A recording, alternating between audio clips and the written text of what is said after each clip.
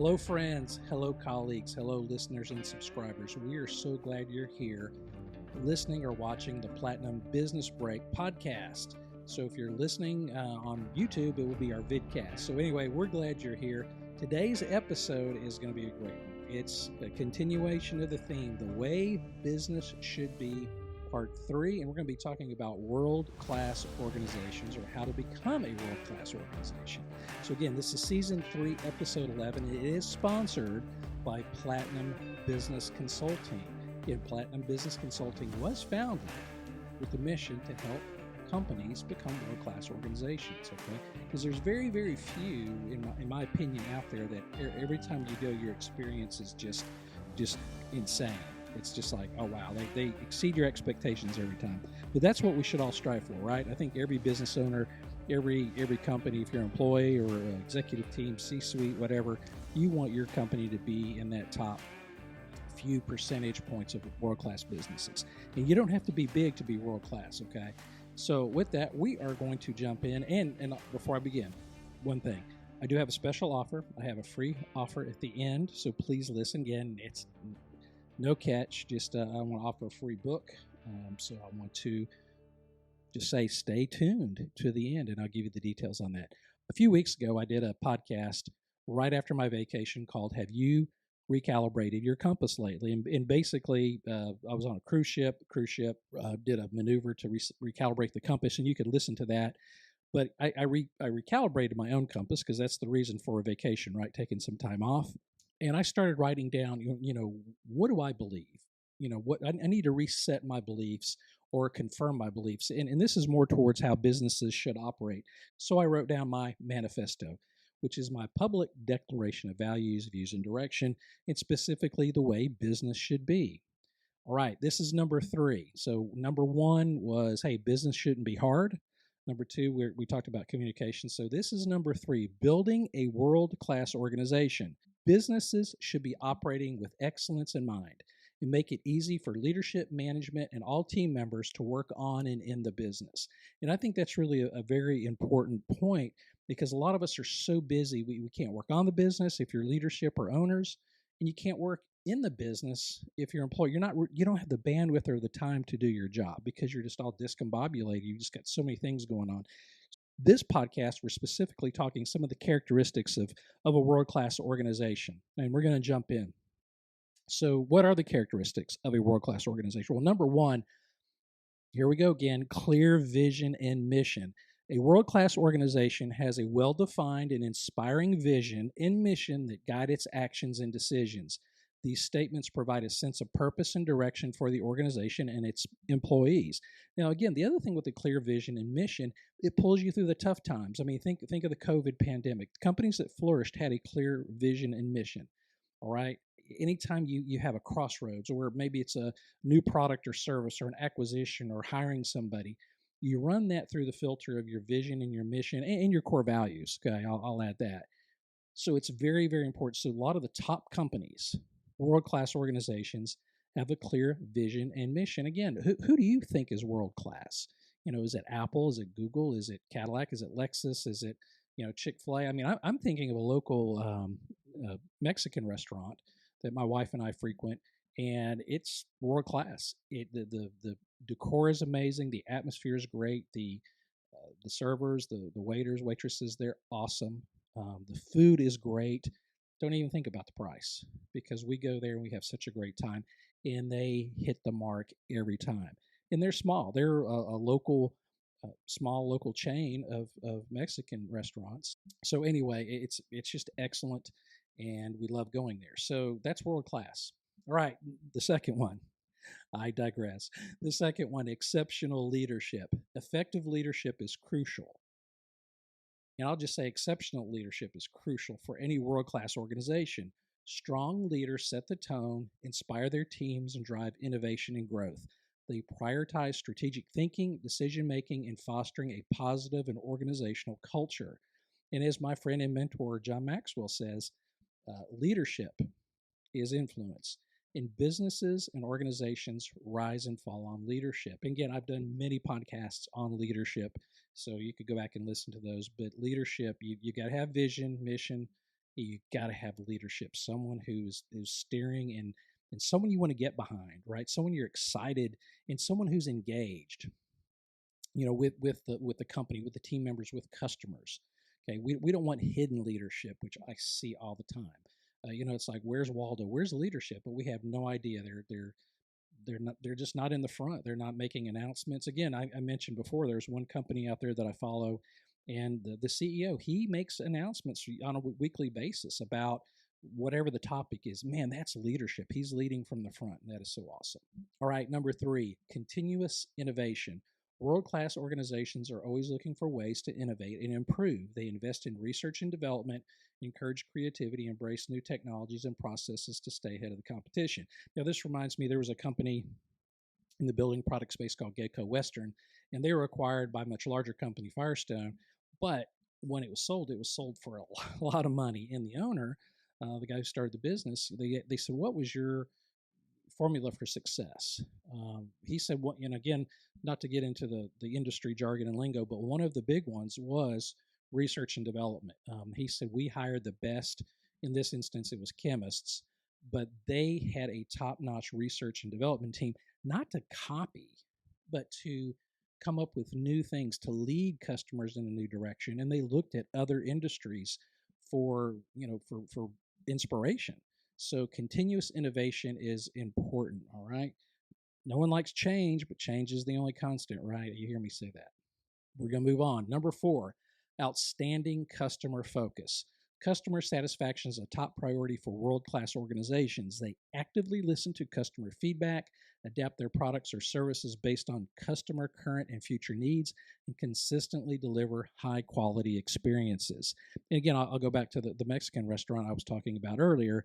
The first time we went, the waitress, server, she was awesome. My wife and I just loved her. We kind of got to know. We heard her story, and she heard our story. But at the end, as often we have leftovers, she actually boxed up our leftovers for us. She came with a little table and boxed up, and then gave us a bag of chips and salsa to go. I mean, we didn't even. That was like, wow. That was. And again, as some of you go, oh, that's what happens at my restaurant. Well, that doesn't always happen. And we didn't ask for it. We didn't, again, she got a very good tip because of that, but that was just outstanding customer focus.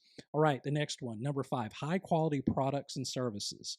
Delivering products or services of exceptional quality is the hallmark of a world-class organization. They maintain strict quality standards, invest in quality control, and take pride in the value that they provide to their customers. And again, we see that missing a lot in various industries. Whether it's food, whether it is something you're buying at the store, whether it is an automobile, maybe it is building products, maybe it's whatever it is, or something you order on Amazon.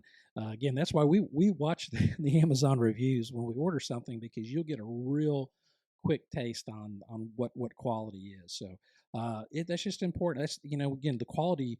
Reemergence of quality started back in the 80s and the 90s, and now I think it's pretty much part of most cultures, but it can slip. You can get complacent, and your quality on your products and services can drop if you're not careful. So you've got to maintain that if you're a world-class organization. All right, number 6, a talented workforce. A world-class organization attracts and retains top talent. They prioritize hiring individuals who are not only skilled but also aligned with the organization's values and goals, and let's just say culture, okay? Employee development and training programs are emphasized and are in the forefront, in my opinion. That is awesome. So again, talented workforce. Again, we do have a problem with employee retention and engagement. Again, a world-class organization shouldn't have these problems because of that, because of development, training, a clear vision, mission statement, a great culture, great product and service. And I think the other thing is, if you're a company who's hiring, one thing I've noticed lately, talking to a lot of friends and colleagues who are going through the interview process, interviews are taking way too long. And I get it. I know when you're the hiring manager or the hiring company, there's a lot going on. But I'm seeing interviews string out 3-4 weeks just to even get to are we in play here? A lot of the interviews I've seen have stretched out to months. That is way, way too long, and you're losing candidates, And so what you're telling candidates, if it's that disorganized through the interview process, it's a direct reflection on how the company operates.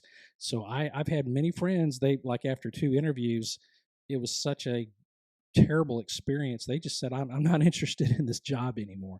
So if you are an employer and you're looking for talent, especially if you're on the HR, personnel side, you got to clean up your interview process. That's all I'm saying. All right, talented workforce.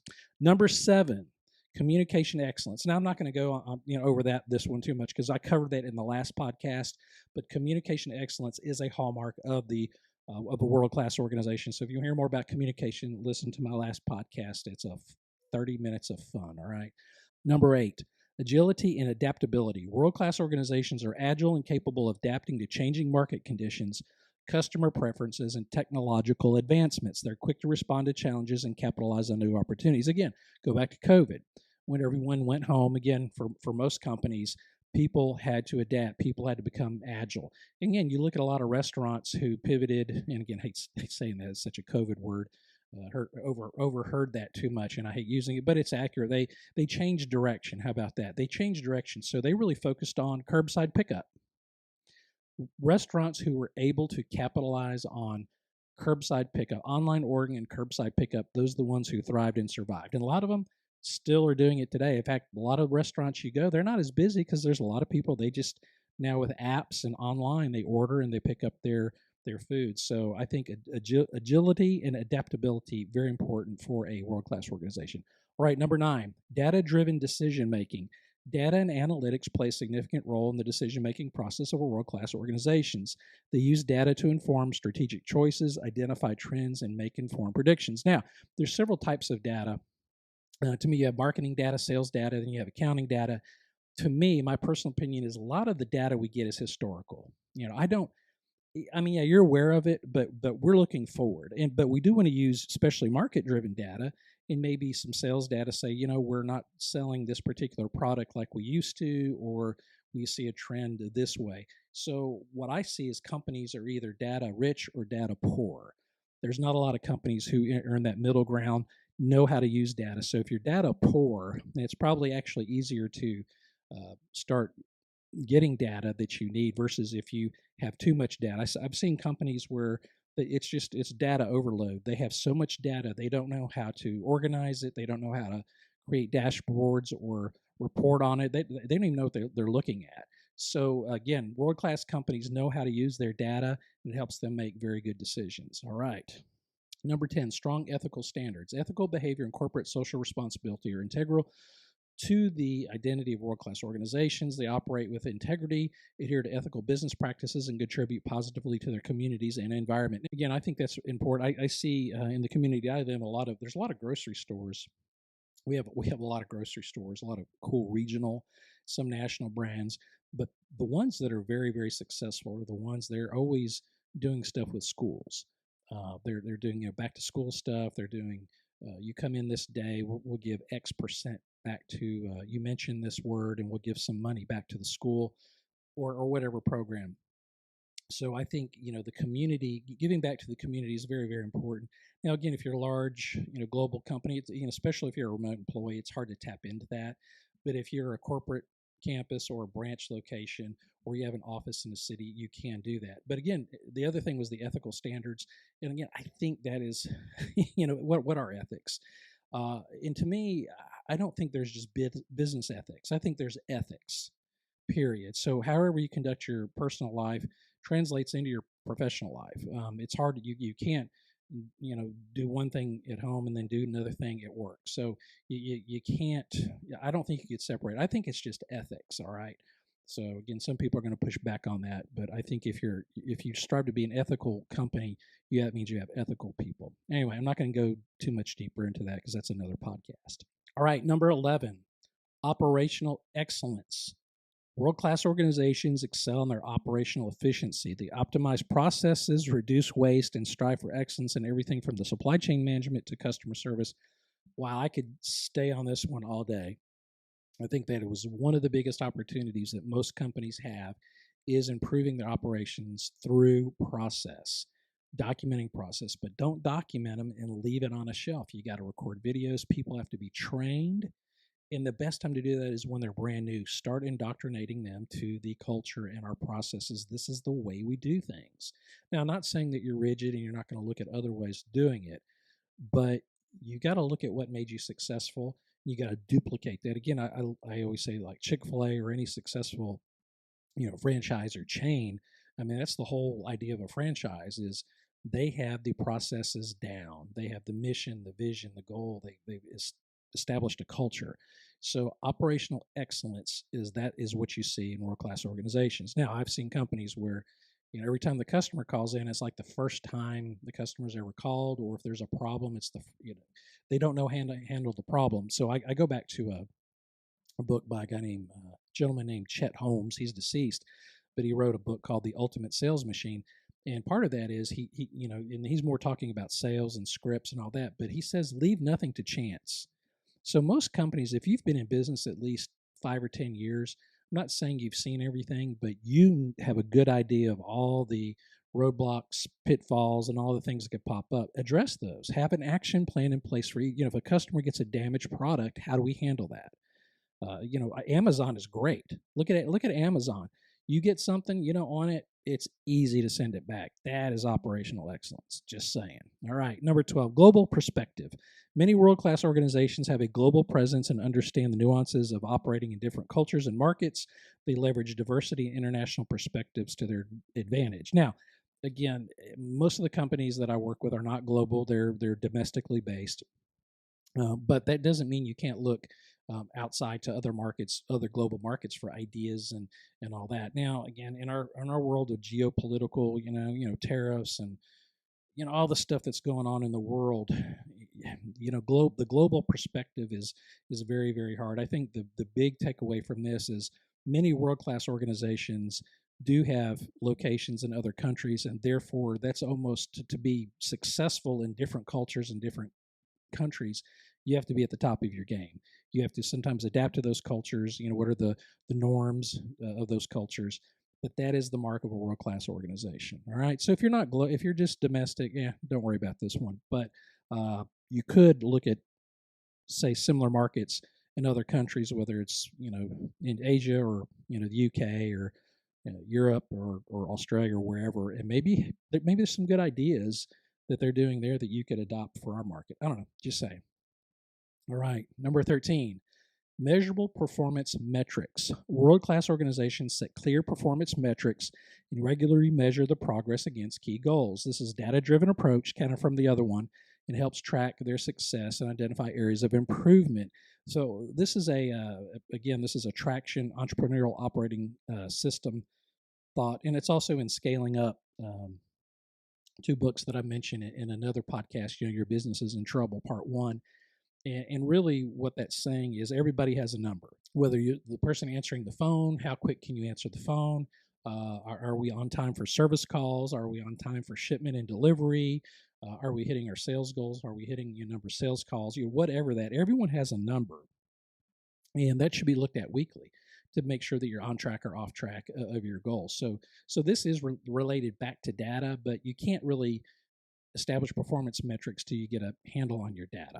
Okay, that's kind of a prerequisite. All right, next one, number 14, strong partnerships. Collaboration and strategic partnerships with other organizations can enhance the capabilities and reach of world-class organizations.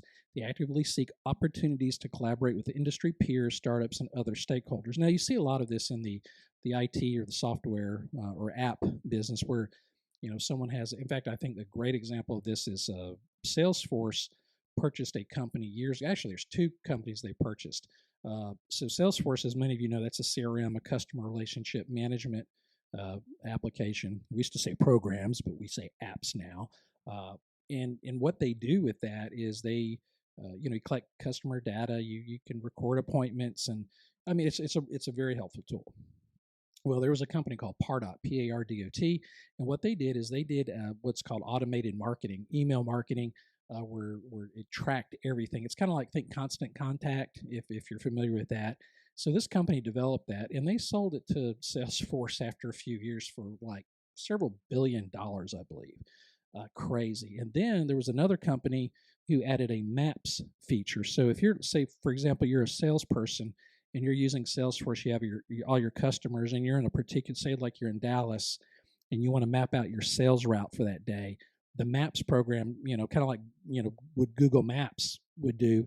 You put in all your people you want to drop by and see, like your milk run or your delivery route, and it optimizes that for you. Well, guess what? Salesforce bought them too for a lot of money. So that's where I see strong partnerships. But that also can mean having strong partnerships with your supply chain, your suppliers, your vendors. That's especially in a crunch. That's very, very key. But anyway, strong partnerships. That's what you see with world-class organizations. All right, this is the last one. I kind of saved this one for last. I think this is pretty cool. So what we're looking at here, it's a cartoon, and I'm going to read actually, this is not my words. Actually, I found this from an article on LinkedIn by Lisa Carson, and it was called "Amazing Culture." And the cartoon is it's a guy coming in for an interview, applying for a job at IKEA, and the manager says, "Hey, make a chair and take a seat," and you'll get the meaning of that in a minute. And let me read this. So for number 15, amazing culture, I'm quoting: "You must have employee engagement to become world class. Cultural values need to be relevant and not generic. A great culture will ensure your employees are both experts in and advocates of your business." Now, let me stop there for a minute. That's kind of what that cartoon is saying. If you're looking at, again, I would say IKEA is a world-class, well-known brand. I don't shop there often. My kids are older, so I don't, have a need for that type of product. Think about that. Having an employee who could actually assemble some furniture, that would be, part of the culture. And again, whatever business you're in, do you believe in the product or service? That is one of the big reasons most people leave companies, is they no longer believe in the mission, the product, or the service of the company. So it's very, very, very important that you have advocates for your business or experts in your business. Now, again, they don't have to be experts day one, but you train them up to become an expert, right?